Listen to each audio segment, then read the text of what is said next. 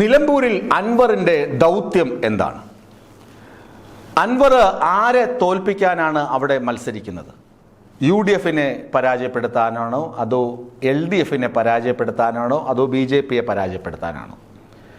ശരിക്കു പറഞ്ഞാൽ അൻവറിന്റെ ദൗത്യം കോൺഗ്രസിനെ പരാജയപ്പെടുത്തുക എന്നതാണ്. ആര്യാടൻ ഷൗക്കത്ത് തോൽക്കും തോൽക്കും തോൽക്കും എന്ന് പറയുന്നു. പക്ഷേ എം സ്വരാജ് തോൽക്കുമെന്ന് PV അൻവർ ഒരിടത്തും പറഞ്ഞിട്ടില്ല, പറയുകയുമില്ല. എം സ്വരാജ് പിണറായിസത്തിൻ്റെ വക്താവാണ്, നേർമുഖമാണ് എന്നൊക്കെ പറയും എന്നത് ഒരു വശം. അത് അദ്ദേഹത്തിൻ്റെ രാഷ്ട്രീയ ആശയ സമരത്തിൻ്റെ ഭാഗമായി പറയുന്നു എന്നേ ഉള്ളൂ. പക്ഷേ താൻ ഉണ്ടെങ്കിലും ഇല്ലെങ്കിലും UDF-ന്റെ ഭാഗമായി അല്ലെങ്കിൽ കോൺഗ്രസിൻ്റെ ഭാഗമായി താൻ ഉണ്ടെങ്കിലും ഇല്ലെങ്കിലും ആര്യാടൻ ഷൗക്കത്ത് എന്ന വ്യക്തി നിലമ്പൂരിൽ നിന്ന് കഴിഞ്ഞാൽ തോൽക്കും തോൽക്കുമെന്ന് പറയുകയും ഇപ്പോഴും പറഞ്ഞുകൊണ്ടിരിക്കുകയും ചെയ്യുന്ന വ്യക്തിയാണ് PV അൻവർ. അപ്പോൾ തന്നെ നമുക്ക് വ്യക്തമാണ് PV അൻവറിൻ്റെ ദൗത്യം എന്ന് പറയുന്നത് UDF-നെ തറ പറ്റിക്കുക. കാരണം എന്താണ്? PV അൻവർ പ്രതിനിധാനം ചെയ്യുന്നത് തൃണമൂൽ കോൺഗ്രസിനെയാണ്. തൃണമൂൽ കോൺഗ്രസിൻ്റെ രാഷ്ട്രീയ വൈര്യം നിലനിൽക്കുന്നത് തന്നെ കോൺഗ്രസിനോടാണ്. അവർക്ക് BJP ശത്രുവാണ്. കാരണം അവർ ഇന്ത്യ സഖ്യത്തിൻ്റെ ഭാഗമാണ്. മമതാ ബാനർജിയും തൃണമൂൽ കോൺഗ്രസും ഒക്കെ ഇന്ത്യ സഖ്യത്തിൻ്റെ ഭാഗമാണ്. അതായത് വിശാല ഇന്ത്യ സഖ്യം. പാർലമെൻറ്റ് തെരഞ്ഞെടുപ്പിലൊക്കെ നമുക്കറിയാം. പക്ഷേ ഈ ഇന്ത്യ സഖ്യത്തിന് ഒരു കുഴപ്പമുണ്ട്. ഇന്ത്യ സഖ്യം പലയിടങ്ങളിലും തമ്മിൽ തല്ലിപ്പിരിഞ്ഞ് നിന്ന് മത്സരിക്കുന്ന കാഴ്ചയാണ് നമ്മൾ കാണുന്നത്. തല്ലിപ്പിരിഞ്ഞ് നിന്ന് മത്സരിക്കുന്ന കാഴ്ച ഹരിയാനയിൽ നമ്മൾ കണ്ടു, അതുപോലെ ഡൽഹിയിൽ കണ്ടു, പിന്നെ അടുത്ത തെരഞ്ഞെടുപ്പ് നടന്ന മധ്യപ്രദേശിൽ കണ്ടു, ഇനിയിപ്പോൾ ബീഹാറിൽ കാണാൻ പോകുന്നു. ഇതൊക്കെ നമ്മൾ കാണുന്നുണ്ട്. അതായത് തെറ്റിപ്പിരിഞ്ഞ് നിന്ന് മത്സരിക്കുന്ന അവസ്ഥ.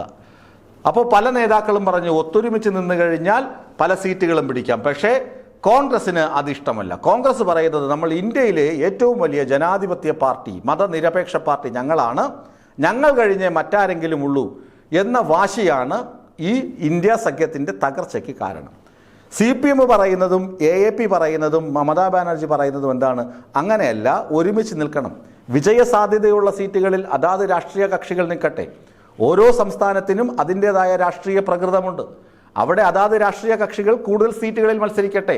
അവിടെ കോൺഗ്രസും മറ്റ് സംഘടനകളും അവരെ പിന്താങ്ങുക.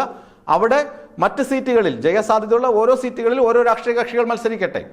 അങ്ങനെ ഒരു നയം ഇന്ത്യ സഖ്യത്തിന് ഉണ്ടായിക്കഴിഞ്ഞാൽ BJP-യെ ഈ രാജ്യത്ത് നിന്ന് അല്ലെങ്കിൽ ഈ പല സംസ്ഥാനങ്ങളിൽ നിന്നും കെട്ടുകെട്ടിക്കാൻ കഴിയും. അതാണ് വിശാല ഇന്ത്യ സഖ്യത്തിലെ മറ്റു കക്ഷികളുടെ തീരുമാനം.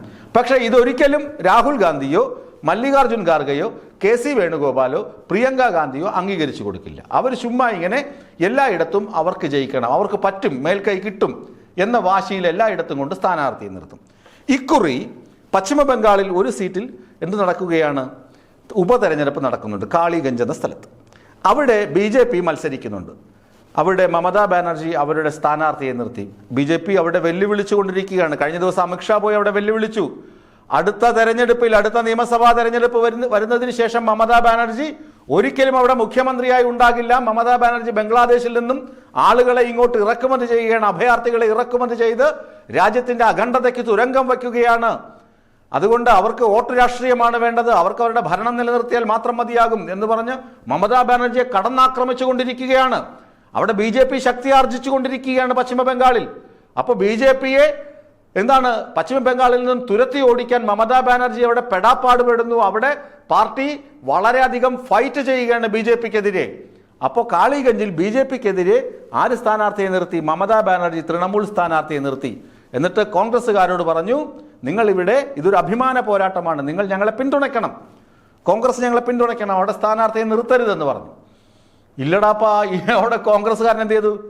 മമതാ ദീദി നിങ്ങൾ മാറി നിൽക്കൂ, ഞങ്ങൾക്കിവിടെ സ്ഥാനാർത്ഥിയെ നിർത്തണം, ഞങ്ങളാണ് ഏറ്റവും വലിയ മതനിരപേക്ഷ കക്ഷി, ഞങ്ങളാണ് രാജ്യത്ത് BJP-ക്കെതിരെ പോരാടുന്നത് എന്ന് പറഞ്ഞ് അവിടെ കൊണ്ട് കോൺഗ്രസിനെ വെച്ച് ദീദിക്കും ഒരു ചെക്ക് വെച്ച് കൊടുത്തു. ദാണ്ട കിടക്കുന്ന കാര്യങ്ങൾ. പിന്നെ ദീദി ചുമ്മാതിരിക്കൂ?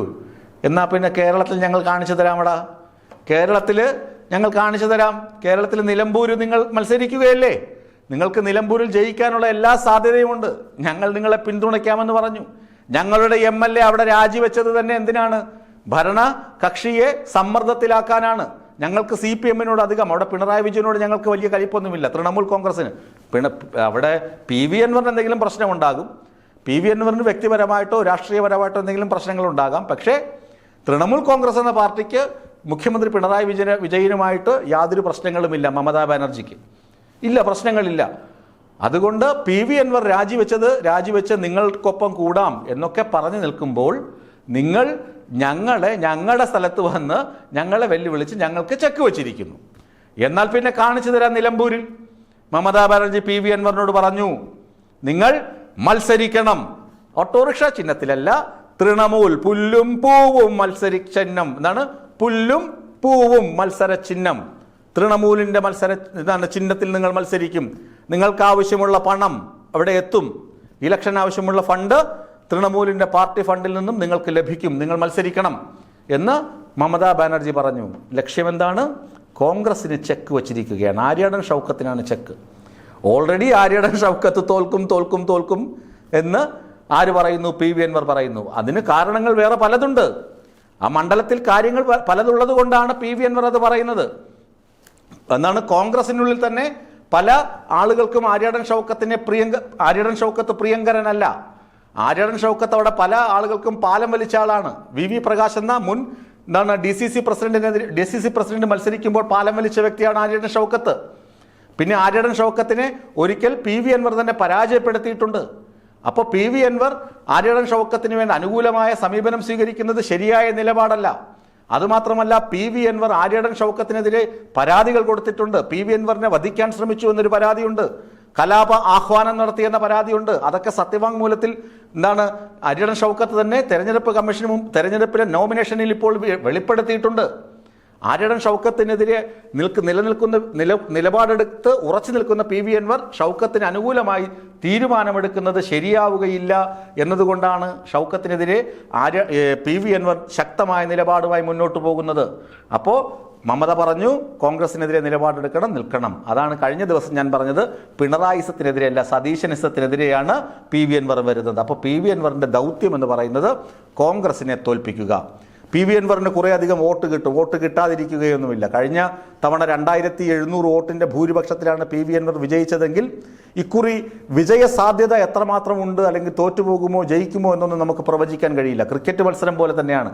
അവസാന ബോളും പ്രതീക്ഷയുടേതാണ്. അവസാന ബോളും പ്രതീക്ഷയുടെ ബോളാണ്. തോൽക്കുമോ ജയിക്കുമോ എന്ന അവസാന ഓവറും അവസാന ബോളും കഴിയുന്നത് വരെ കാത്തിരിക്കണം.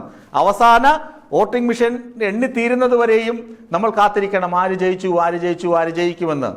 അതുപോലെ അത്രയും ഇമ്പോർട്ടൻസ് ഉണ്ട് ഓരോ സ്ഥാനാർത്ഥിക്കും. BJP സ്ഥാനാർത്ഥിയെ നമുക്കങ്ങനെ തള്ളിക്കളയാൻ പറ്റില്ല. മോഹൻ ജോർജ് ജയിക്കുമോ ജയിക്കില്ലെന്ന് ആർക്കറിയാൻ പറ്റും? പെട്ടി പൊട്ടിക്കുമ്പോഴേ അറിയാൻ കഴിയുകയുള്ളൂ. നമുക്കിങ്ങനെ അവലോകനം നടത്താം, ഇങ്ങനെ സാധ്യതകൾ പറയാമെന്നേ ഉള്ളൂ. അതുകൊണ്ട് പി വി അൻവറിന് വോട്ട് ലഭിക്കില്ല എന്നൊന്നുമില്ല. കുറേയധികം വോട്ടുകൾ ലഭിക്കും. വോട്ടിംഗ് പാറ്റേൺ ഞാൻ പറഞ്ഞു തരാം. കഴിഞ്ഞ 2021 വോട്ടുകൾ എത്രയായിരുന്നു? 2,26,115 വോട്ടർമാരായിരുന്നു നിലമ്പൂർ മണ്ഡലത്തിലുള്ളത്. അതിനകത്ത് 1,73,205 പേർ വോട്ട് ചെയ്തു. പി വി അൻവറിന് ലഭിച്ചത് 81,227 വോട്ടുകൾ. പി വി അൻവറിന് ലഭിച്ചപ്പോൾ വി പ്രകാശ് കോൺഗ്രസ് സ്ഥാനാർത്ഥിക്ക് 78,527 വോട്ടുകൾ ലഭിച്ചു. അതുപോലെ TR അശോക് കുമാർ BJP സ്ഥാനാർത്ഥി 8,595 വോട്ടുകൾ ലഭിച്ചു. അതുപോലെ SDP സ്ഥാനാർത്ഥി ബാബു മോന് 3,281 വോട്ടുകൾ ലഭിച്ചു. SDP ഇത്തവണ സ്ഥാനാർത്ഥി നിർത്തുമോ എന്നൊക്കെ കണ്ടറിയണം. കാരണം ലീഗും അവരും തമ്മിൽ ധാരണയൊക്കെ ഉണ്ട്. അപ്പോൾ ഞാൻ പറഞ്ഞു വരുന്നത് എത്ര വോട്ട് ആർക്ക് ലഭിക്കുമെന്നല്ല. എന്തു വന്നാലും SDP ലഭിച്ചതിനേക്കാൾ വോട്ട് പി വി അൻവറിന് ലഭിക്കില്ലേ ഇക്കുറി? BJPക്ക് ലഭിച്ചതിനേക്കാൾ വോട്ട് പി വി അൻവറിന് ലഭിക്കില്ലേ? ഒരു 10-15,000 വോട്ടെങ്കിലും പി വി അൻവറിന് ലഭിക്കാതിരിക്കുമോ? ഈ 10-15,000 വോട്ട് എന്ന് പറയുന്നത് ആരുടെ വോട്ടായിരിക്കും? എന്തു വന്നാലും ഇടതുമുന്നണിക്ക് ലഭിക്കേണ്ട വോട്ടുകൾ പി വി അൻവറിന് കൊണ്ടുകൊടുക്കുമോ? മുഖ്യമന്ത്രി പിണറായി വിജയനെ നാഴികയ്ക്ക് 40 വട്ടം ചീത്ത വിളിച്ചു. അദ്ദേഹത്തിൻ്റെ കുടുംബാംഗങ്ങളെ ചീത്ത വിളിച്ചു. അദ്ദേഹത്തിൻ്റെ സർക്കാരിനെ അട്ടിമറിക്കാൻ ശ്രമിച്ചു. ആവശ്യമില്ലാതെ പ്രതിസന്ധി ഉണ്ടാക്കി. ആവശ്യമില്ലാതെ തെരഞ്ഞെടുപ്പ് വിളിച്ചു വരുത്തി. അങ്ങനെയുള്ള ഒരു നേതാവിന് CPM അനുകൂല കക്ഷികളോ ഇടതുമുന്നണിക്ക് സ്ഥിരം വോട്ട് ചെയ്യുന്ന വ്യക്തികളോ കൊണ്ട് വോട്ട് കൊടുക്കുകയില്ല. അപ്പോൾ കോൺഗ്രസിന് വോട്ട് കൊടുക്കാൻ തീരുമാനിക്കുന്ന ആളുകൾ, ഇദ്ദേഹത്തെ കാല് പിടിച്ചപ്പോൾ മുഖത്ത് ചവിട്ടിയ VD സതീശൻ്റെ ആളുകൾ തീർച്ചയായും പി വി അൻവറിന് വോട്ട് കുത്തും. അപ്പോൾ പി വി അൻവറിന് കിട്ടുന്ന വോട്ടുകൾ ആരുടേതായിരിക്കും? പി വി അൻവറിനോട് ഇഷ്ടമുള്ള ആളുകളുടെ വോട്ട് കിട്ടും. അതുപോലെ ആര്യാടൻ ഷൗക്കത്തിന് കുത്തേണ്ട ആളുകളുടെ വോട്ടും കിട്ടും. അപ്പോൾ പി വി അൻവറിന്റെ ദൗത്യം എന്ന് പറയുന്നത് ആര്യാടൻ ഷൗക്കത്തിനെ തോൽപ്പിക്കുകയാണ്, കോൺഗ്രസിനെ തോൽപ്പിക്കുക എന്നത് തന്നെയാണ്. ആ ദൗത്യം ഏൽപ്പിച്ചിരിക്കുന്നത് മമതാ ബാനർജിയാണ്.